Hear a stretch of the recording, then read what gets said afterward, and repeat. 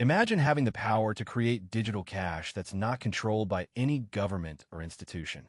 Welcome to the world of cryptocurrency, where Bitcoin and Ethereum are the pioneers. As a beginner, understanding the basics of these digital assets can be overwhelming, but don't worry, we're about to break it down in simple terms. First, let's define what cryptocurrency is. It's a digital or virtual currency that uses cryptography for security and is decentralized, meaning it's not controlled by any central authority. Think of it as a digital version of cash, but instead of physical bills and coins, it exists only on computer servers. Bitcoin, created in 2009, is the first and most well-known cryptocurrency.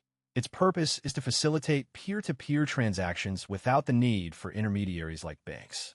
Imagine a world where you can send money directly to someone, without any transaction fees or waiting for clearance. This is what Bitcoin promises to deliver. Ethereum,